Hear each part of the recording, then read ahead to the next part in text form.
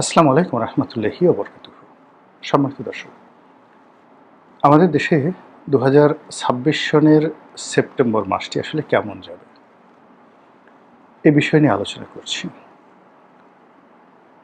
ভবিষ্যৎ সম্পর্কে মহান আল্লাহ রাব্বুল আলামিন জানেন এবং কোনো অবস্থাতেই ভবিষ্যতে কী ঘটবে এই বিষয় নিয়ে কখনো কোনো মানুষ বলতে পারেন না। এটা আল্লাহর জাত, সেফাত এবং ইজ্জতের কসম। এটা গেল একটি বর্ণনা। আর অন্যদিকে যেটা হলো যে এই প্রকৃতিতে আল্লাহ রাব্বুল আলামিন একই ঘটনা বারবার ঘটান এবং নির্দিষ্ট সময়টিতে।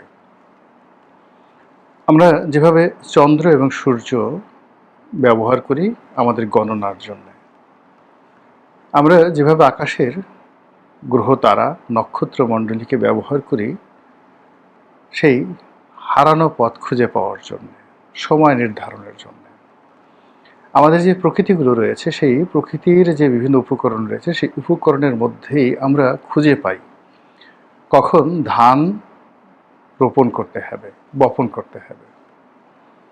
আমরা খুঁজে পাই কখন নদীতে জোয়ার আসবে, আমরা টের পাই সুনামি কিভাবে আসবে, এবং আমরা বুঝতে পারি কালবৈশাখী, ঝড়, বৃষ্টি, বন্যা, বাদল কিভাবে আমাদের জীবনে আসবে। আবার আমরা এও টের পাই যে সুষম সুন্দর একটি প্রকৃতি এবং পরিবেশ, বৃষ্টি, সূর্যের আলো এবং একই সঙ্গে বাতাসের গতিবিধি কি করে আমাদের জীবনে সুখ এবং স্বাচ্ছন্দ্য বয়ে নিয়ে আসবে। এখন আমরা বিজ্ঞানের কল্যাণে অন্ততপক্ষে ৩-৪ বছর আগের থেকে বুঝতে পারি এবং কখনো কখনো কোনো ঘটনা বিজ্ঞানের কল্যাণে ১০০ বছর আগে, ৫০০ বছর আগে, এমনকি ১০০০, ১০,০০০ বছর আগে আমরা এখন নিখুঁতভাবে বলে দিতে পারি যে আগামী ১০,০০০ বছর পর মহাকাশের কোন গ্রহটি কিভাবে নড়াচড়া করবে এবং কোন নক্ষত্রটি খসে পড়বে এবং কোন উল্কাপিণ্ডটি অপর কোন উল্কাপিণ্ডের সঙ্গে সংঘর্ষ ঘটাবে। তো এই যে চর্চা, এটাকে বলা হয় জ্যোতির্বিজ্ঞান চর্চা। এটার সঙ্গে ধর্মের কোনো বিরোধ নেই। যখন থেকে ধর্ম শুরু হয়েছে এই পৃথিবীতে তখন থেকে জ্যোতির্বিজ্ঞান শুরু হয়েছে। আল্লাহ রাব্বুল আলামিন যে এই যে ভবিষ্যৎবাণী করতে নিষেধ করেছেন কয়েকটি কারণে। প্রথম কারণটা হলো যে এই জ্যোতির্বিজ্ঞানীদের মধ্যে একটা গ্রুপ আছে যারা নিজেদেরকে জাদুকর মনে করেন এবং তারা মানুষকে বিভ্রান্ত করেন এবং মানুষকে ভয় দেখান। প্রকৃতির যে অমুক নিয়মে যা কিছু ঘটবে সেটা একরকম, কিন্তু এটাকে নিয়ে যে ব্যবসা করা, জাদুকরি মানে একটা অ্যাটিটিউড প্রদর্শন করা এবং একই সঙ্গে মানুষের জীবন এবং জীবিকা স্তব্ধ করে দেওয়া, এটা ধর্মীয় দিক থেকে হারাম। এরকম নানা বিষয়াদি রয়েছে, কিন্তু এই যে ধর্মের সঙ্গে সঙ্গে আবার এই পৃথিবীর বিজ্ঞান বুঝতে পারা, ম্যাথমেটিক্স বুঝতে পারা, আকাশের গ্রহ নক্ষত্র বুঝতে পারা এবং সেই অনুযায়ী জীবন পরিচালনা যদি আমরা না করতাম আজকে আমরা সেই আদিম যুগ থেকে এই সভ্যতার যুগে আসতে পারতাম না। আমাদের দেশের ১২টি মাস সারা পৃথিবীতে আছে, কিন্তু আমাদের দেশের ১২টি মাস সিঙ্গাপুরের ১২ মাসের মতো নয়, কিংবা ফিনল্যান্ড, নেদারল্যান্ড অথবা ধরুন নরওয়ের ১২ মাসের মতো নয়। আমাদের দেশের যে ৬টি ঋতু তাও পৃথিবীর অন্য দেশের মতো নয়। তো সেই দিক থেকে বাঙালির যে প্রকৃতি এবং পরিবেশ, সেই প্রকৃতি এবং পরিবেশের সঙ্গে মিল রেখে আমরা মোটামুটি গত ১০০ বছর কি ঘটেছে বাংলাদেশে এবং সারা দুনিয়াতে সেইগুলোকে কেন্দ্র করে আমাদের এই দেশে ২০২৬ সনে সেপ্টেম্বর মাসে কি ঘটতে পারে এটা নিয়ে আমার ক্ষুদ্র বুদ্ধিতে যতটুকু আমি আন্দাজ করতে পারছি সে বিষয়গুলো আপনাদের কাছে বলবো। ইতিমধ্যে আপনারা অনেকে লক্ষ্য করেছেন যে যারা আমার দর্শক ২০২৬ সনের জুলাই মাস নিয়ে এবং আগস্ট মাস নিয়ে আমি গত ৩-৪ মাস ধরে বা আরও আগে গত ৬ মাস ধরে যে সকল কথাবার্তা বলে আসছি, জুলাই মাস চলে গেছে, আমার পুরনো ভিডিওগুলো দেখেন, অলমোস্ট দেখবেন যে একেবারে 99% সেই কথাগুলো মিলে গেছে।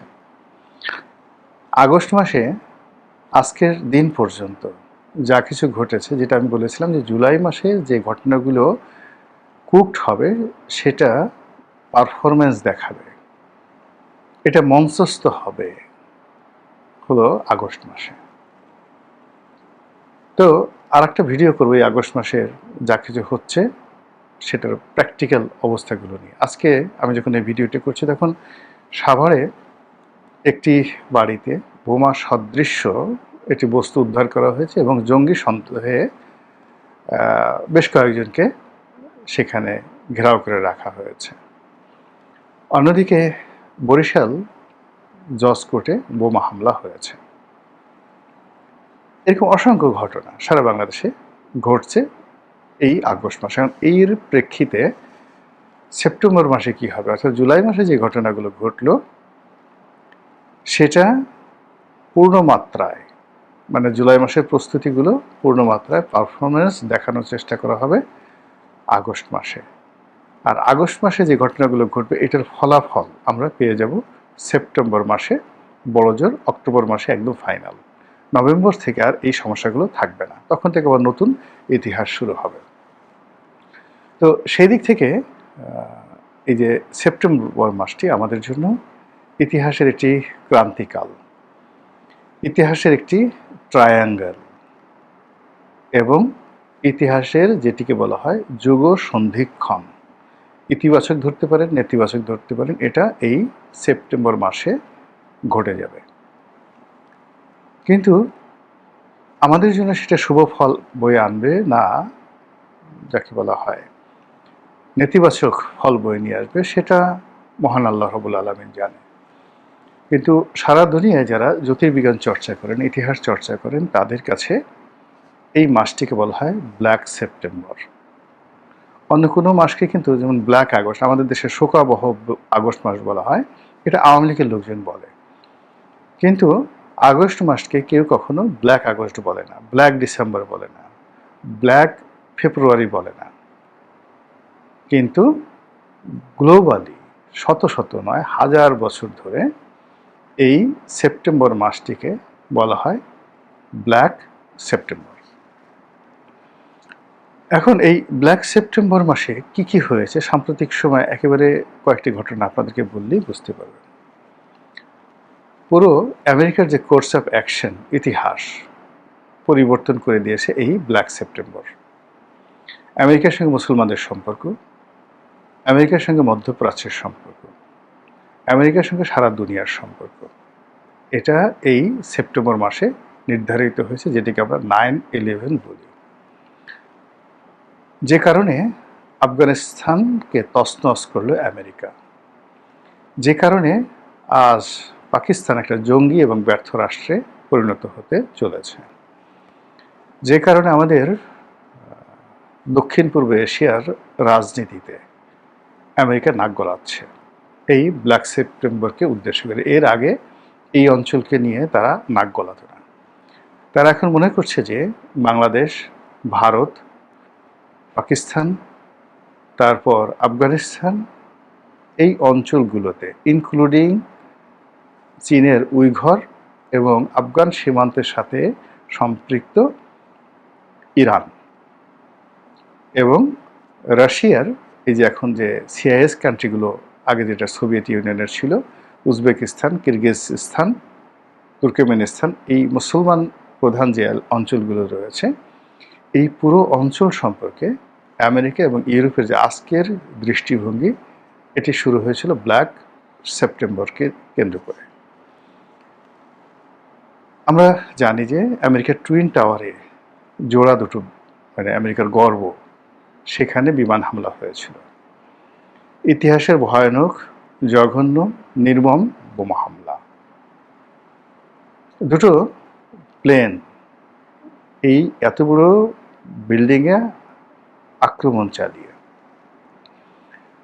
এই পুরো বিল্ডিংটাকে যেভাবে ধ্বংস করে দিয়েছিল, কোনো পারমাণবিক যুদ্ধ কখনো এরকম এত বড় দুটো দানব আকৃতির বিল্ডিংকে শেষ করতে পারে না। এবং এখানে ওদের হিসেবে প্রায় 1100 লোক আধুনিক ব্যবস্থা থাকা সত্ত্বেও মারা গিয়েছিল।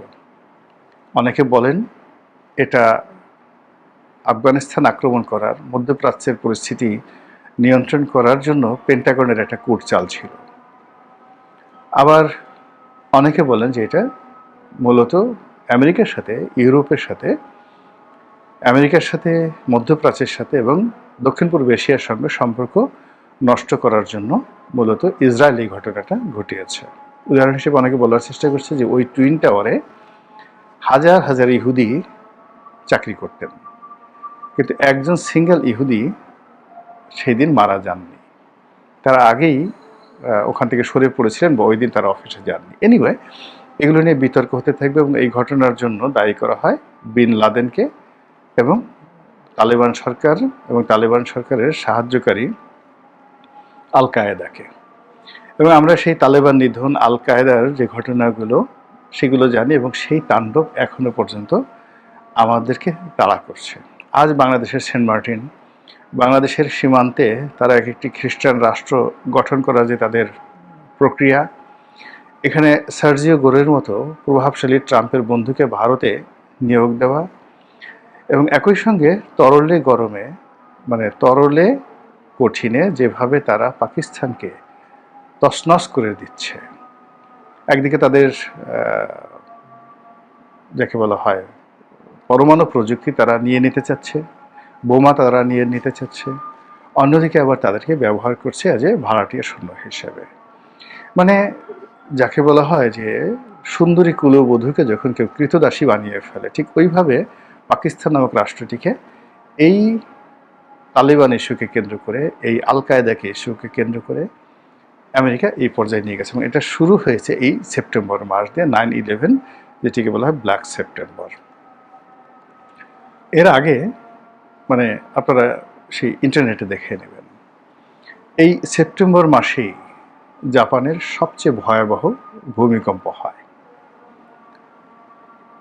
এর এত বড়, যেটাকে জাপানের ইতিহাসে ব্ল্যাক সেপ্টেম্বর বলা হয়, এত বিশাল ক্ষয়ক্ষতি কখনো জাপানে হয়নি কোনো ভূমিকম্প দ্বারা।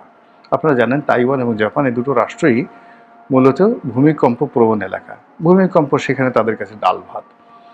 কিন্তু এর আগে একবার একটা ভয়াবহ সুনামি হলো, সেই সুনামির চাইতে ভয়ঙ্কর ছিল সেই ব্ল্যাক সেপ্টেম্বরে এখানকার যে ভূমিকম্পটি।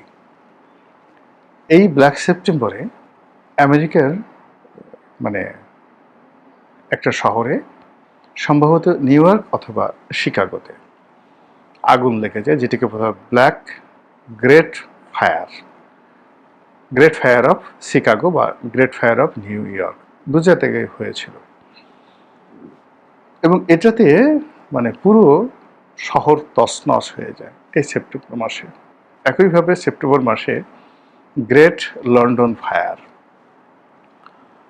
সেখানে আগুন লেগে, একটা লন্ড্রি থেকে আগুন লেগে পুরো শহরে 3 দিন ধরে আগুন জ্বলতে থাকে এবং 13,000 বাড়ি ঘর জ্বালিয়ে পুড়িয়ে ছারখার করে পুরো লন্ডন শহরকে তছনছ করে দেয় এই ব্ল্যাক সেপ্টেম্বর। তো এইভাবে হাজারো রকম উদাহরণ আমি দিতে পারবো। প্রতি বছর এভাবে 4-5টি ঘটনা, যদি আপনি 50 বছরের ইতিহাস ধরেন, বহু ঘটনা সাম্প্রতিক সময় আপনি পাবেন। এগুলো সপ্তদশ শতাব্দী থেকে আপনার আজকের এই সময়টা পর্যন্ত এই ঘটনাগুলো বললাম। কিন্তু আপনি যদি আরও যান পেছনে, তাহলে এরকম হাজার হাজার ঘটনা আপনি ইউরোপে দেখতে পারবেন, ভারতবর্ষে দেখতে পারবেন, আর বাংলাদেশেও অসংখ্য ঘটনা দেখতে পারবেন এই সেপ্টেম্বর মাসে। আমাদের এই সময়টিতে সেপ্টেম্বর নিয়ে আমাদেরকে খুব সতর্ক হতে হবে। সরকারকে প্রচণ্ড সতর্ক হতে হবে, রাজনৈতিক দলকে সংযত হতে হবে এবং আমরা যারা জনগণ রয়েছি, জনগণকে আরও অতিরিক্ত সতর্ক হতে হবে। এই কারণে কথাগুলো বলা, কোথাও কোনো সন্দেহজনক কোনো কিছু দেখলে সঙ্গে সঙ্গে পুলিশকে জানাতে হবে। এই সময়গুলোতে কোনো অবস্থাতে বাড়াবাড়ি করা যাবে না, কোনো অবস্থাতেই কোনো বিষয়ে ঝুঁকি নেওয়া যাবে না। যতটা সম্ভব সবর করতে হবে এবং এই সবরের মধ্যেই হয়তো আমাদের বরকত নির্ভর করে। প্রকৃতি কখনো কখনো কোনো ক্ষয়ক্ষতিকে মানব জাতির জন্য, দেশের জন্য, কোনো একটা নির্দিষ্ট জনগোষ্ঠীর জন্য অনিবার্য করে তোলে। আমাদের দেশে সেপ্টেম্বর মাসের জন্য যে অনিবার্য পরিণতি রয়েছে, যেটি হয়তো আমরা 1991 সন থেকে বা গত 20 বছর ধরে, 30 বছর ধরে আমাদের যে ক্রমাগত পাপ, সেই পাপের ফলে যে সকল ক্ষত আমরা তৈরি করেছি আমাদের অর্থনীতিতে, আমাদের জ্বালানিতে, আমাদের আমলাতন্ত্রে, আমাদের ব্যুরোক্রেসিতে, আমাদের বিচার ব্যবস্থায় সব জায়গাতে আমরা যে ঘাগুলো তৈরি করেছি, আমরা আমাদের চলার যে পথ, সেই পথগুলোকে যেভাবে আমরা নষ্ট করেছি, সেগুলো এই সেপ্টেম্বর মাসে এসে যেন অল অন এ সাডেন কোথাও একত্রিত না হয়, সব ক্ষোভ যেন কোথাও জমা না হয়, মানে সব দুর্ঘটনা যেন এক জায়গাতে গিয়ে না ঘটে। এই জন্য আসলে মূলত আমাদেরকে সতর্ক হতে হবে। আপনারা সবাই জানেন যে সরকার এই মুহূর্তে ভীষণ রকম একটা সেন্সিটিভ অবস্থায় রয়েছে জ্বালানি বিষয় নিয়ে। কোনো অবস্থাতেই জ্বালানির যে প্রয়োজন, সেই প্রয়োজনের সঙ্গে আমাদের যে রাষ্ট্রীয় ভর্তুকি, আমাদের সিস্টেম লস যেভাবে, অর্থাৎ বিভিন্ন এই জ্বালানি সেক্টরের সাথে যারা জড়িত তারা যেভাবে পুকুর চুরি, সাগর চুরি করে আসছে লক্ষ লক্ষ কোটি টাকা, গত ধরেন সেই এরশাদ জমানা থেকে 80-র দশক থেকে আজ পর্যন্ত বিদ্যুতের ক্ষেত্রে, ডিজেল, পেট্রোল, অকটেন পরিবহনের ক্ষেত্রে আমরা সিস্টেম লস, গ্যাসের ক্ষেত্রে সিস্টেম লস, চুরি চামারির যে প্রশ্রয় দিয়ে আসছি সেটি এখন আর বহন করা যাচ্ছে না এই 2026 সনের জুলাই আগস্টে এসে। ইন ডিটেলস এটা নিয়ে আলাদা একটা ভিডিও হতে পারে। বাস্তবতা হলো যে এখানে আমাদের লোকেরা, হাজার হাজার নয় লাখ লাখ লোকেরা, সরকারি কর্মকর্তা, বেসরকারি লোকজন, ভোক্তা, ব্যক্তি পর্যায়ের লোকজন, যত লোক এই গ্যাস চুরি করছে, বিদ্যুৎ চুরি করছে, ডিজেল চুরি করছে, এটার ভার রাষ্ট্র এতকাল বহন করলেও আমরা এই গত 2 বছর ধরে আর বহন করতে পারছি না। সারা পৃথিবীর অর্থনীতির কারণে আমরা এখানে যে সাবসিডিজ দেবো সেটা পাচ্ছি না। এটা এই সময়টাতে এসে মারাত্মক আকার ধারণ করেছে। ফলে এখন জ্বালানি প্রাইভেট সেক্টরে ছেড়ে দেওয়ার কথাবার্তা হচ্ছে এবং এটা নিয়ে আবার প্রতিপক্ষ রাজনীতি করার চেষ্টা করছে। কাজে এখানে সরকারকে খুব স্ট্রং সিদ্ধান্ত নিতে হবে, সমস্যার সমাধান করতে হবে। আর এই যে যারা বড় বড় কথা বলছে এই প্রাইভেট সেক্টরে দেওয়া যাবে না, তাদেরকে ধরে ঠিক পশ্চাৎ দেশে 10টা বাড়ি লাগিয়ে দিলেই ঠান্ডা হয়ে যাবে।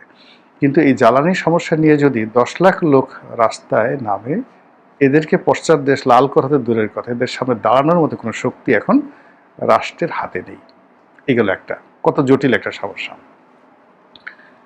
2 নম্বর হলো যে এই সময়টাতে আমাদের যে অর্থনৈতিক মেরুদণ্ড, জ্বালানির পরে অর্থনৈতিক মেরুদণ্ড, অর্থাৎ ব্যাংকিং ব্যবস্থা, টাকার সাপ্লাই, ডলারের সাপ্লাই, মানুষের আয় রোজগার, এর মধ্যে কোনো অবস্থাতেই মানে একটা গ্রাফ টানা যাচ্ছে না। কোনটা সঠিক, কোনটা বেঠিক, কি করব, কোনো অবস্থাতেই গ্রাফ টানা যাচ্ছে না।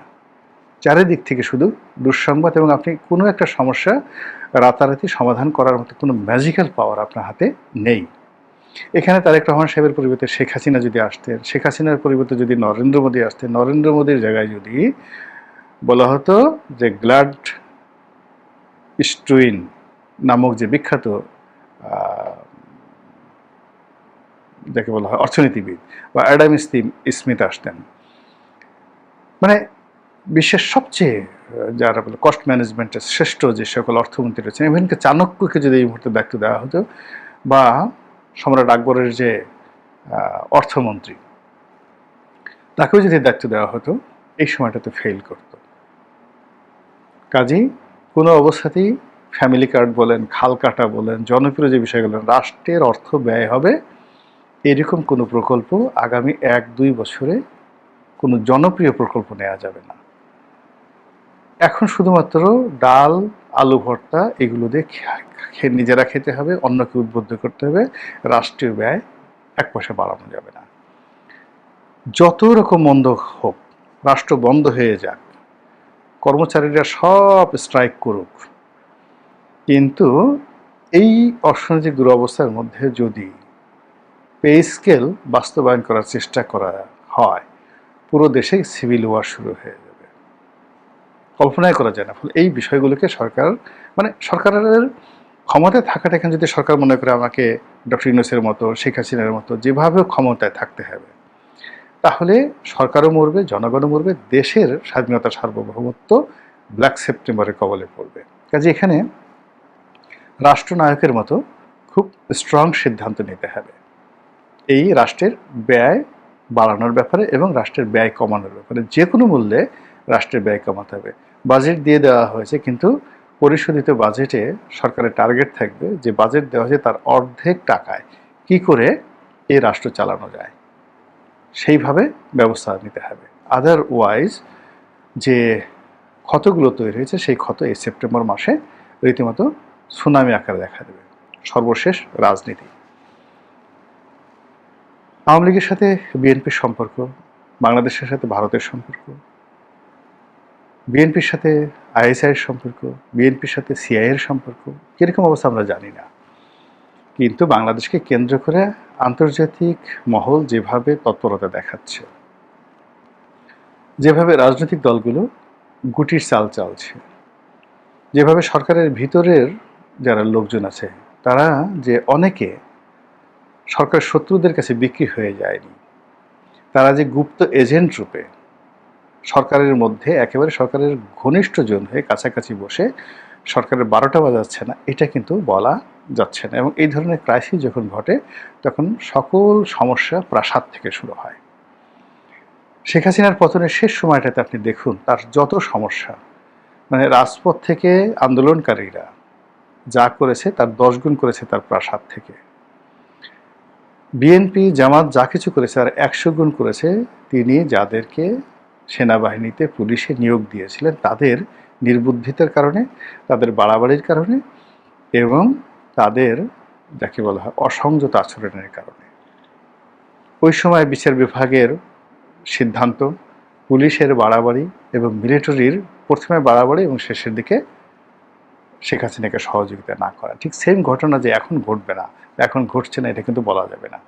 ফলে এই সরকারকে অন্তত 2টি বছর যদি তারা থাকে চমৎকারভাবে পুরো পরিস্থিতি রাষ্ট্রনায়কের মতো সামাল দিতে হবে। আর যদি দেখে যে পারছি না, সঙ্গে সঙ্গে পদত্যাগ করতে হবে। বাবারে আমি পারলাম না, তোমরা তোমাদের মতো করে দেখো। যারা কথাবার্তা বলছে জাতীয় সরকার করো, সামরিক শাসন দাও, যা ইচ্ছা তাই করো, আওয়ামী লীগের আনো, আমরা বাবা এটা পারবো না। কিন্তু এর বাইরে যদি না আমাকে এটা ধরেই রাখতে হবে, তাহলে একটা জ্বলন্ত অগ্নিপিণ্ড বা লৌহ গোলক, এটাকে যদি আপনি ধরে রাখতে চান, স্বর্ণগোলক সোনার তৈরি কিন্তু আগুনে উত্তপ্ত, আপনি হাতে নিয়ে করতে চান, আপনি মারা যাবেন। রাষ্ট্র পরিচালনা এই যে যা কিছু বললাম তার চাইতে যে কোনো সময়ের চাইতে অনেক কঠিন।